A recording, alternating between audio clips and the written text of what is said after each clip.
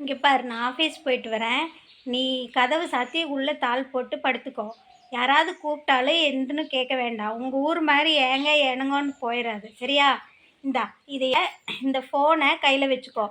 ஏதாவது அர்ஜெண்ட்டாக இருந்தால் மட்டும் என்கிட்ட இதில் ஒன்றா நம்பர் அமுத்தி பிடிச்சின்னா எனக்கு வரும். மற்றபடி எதுவும் நீ இதில் நோண்டாத. ஏதாவது அர்ஜெண்ட்டாக இருந்தால் மட்டும் எனக்கு கூப்பிடு, சரியா? சரி, இந்தா நான் ஆஃபீஸ் போயிட்டு வரேன். பொண்ணை பற்றி பார்த்தா மாமா சொன்னாரே, பொண்ணை அமுத்துனா மாமாவுக்கு போகுன்னு. மாமா சாப்பிட்டுப்பாரா இல்லையா? மாமா கூப்பிட்டு பார்த்தா வேண்டாம் வேண்டாம், கடைசியில் சாயங்காலமாக வந்து திட்டுவார். ஹெல்மெட்டை இங்கே பாரு, எங்கள் ஆஃபீஸில் பார்ட்டி வைக்கிறாங்க. எல்லா ஒய்ஃபுகளையும் கூட்டிகிட்டு வர சொல்லி எங்கள் எம்டி கண்டிப்பாக சொல்லிட்டாரு. அதனால உன்னை கூட்டிகிட்டு போகிறேன். நீ என்ன பண்ணுற, யார் என்ன கேட்டாலும் நீ வந்து தலையை மட்டும் ஆட்டுற, சரியா? நான் பேசிக்கிறேன், உனக்கு பதிலாக நான் பேசிக்கிறேன். இங்கே பேசுகிற மாதிரி பட்டிக்காடுத்தனமாக அங்கெல்லாம் பேசினீங்கன்னா எல்லாம் சிரிப்பாங்க. அது எனக்கு பெரிய கேவலம். அதனால நீ என்ன பண்ணுற, தலை மட்டும் ஆமாங்க இல்லைங்க அப்படிங்கிறது மட்டும் நீ சொன்னீன்னா போதும், சரியா? ஐ, அப்போ என்ன வெளியில் கூட்டிகிட்டு போகிறீங்களா இன்னைக்கு? இத்தனை நாள் எங்கேயுமே கூட்டிகிட்டு போனது இல்லையேங்க மாமா. இன்னைக்கு நம்ம பார்ட்டிக்கு போகிறோம். காரில் கூட்டிகிட்டு போவீங்களா, பைக்கில் கூட்டிகிட்டு போவீங்களா? ஐ, கார்லையா? இப்போவே கிளம்பிடுறேன் மாமா. கூட்டிகிட்டு போய் நான் என்னெல்லாம் கஷ்டப்பட போகிறனோ, என்ன பண்ணுறது, சமாளிப்போம். இந்த மாமா என்னமோ கழுத்தில் மாட்டி விட்டாரு. அரிக்குது. இது என்னங்க மாமா பூசி விட்டுறீங்க லிப்டிக்கு? இந்த லிப்டிக்கு நல்லாவே இல்லை, பசன்னு இருக்குதுங்க மாமா. நான் பார்ட்டிக்கு போயிட்டு வரேன்.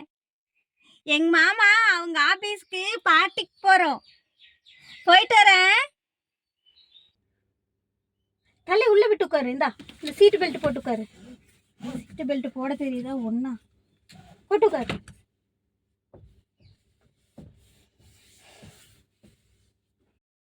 ஏனுங்க மாமா சும்மா திட்டிகிட்டே வரேங்க. என்னங்க மாமா இப்படி கலர் கலராக லைட் எரியுது? ஏன் கத்துற? எல்லாரும் பார்க்குறாங்க. என் ஃப்ரெண்ட்ஸ் எல்லாம் பார்க்குறாங்க. எதுக்கு கத்துற? கை கொடு கொடு, கை கொடு, கையை கொடு. வணக்கங்க. காலை மிதிக்காதீங்க மாமா. இல்லை, அவள் கொஞ்சம் ஷை டைப்பு, அதனால தான். சாரிடா. என்னங்க மாமா இப்படி பார்ட்டி கூப்பிட்டு கொஞ்சம் கூடி மரியாதை இல்லாமல் நின்றுட்டு சோறு போடுறாங்க?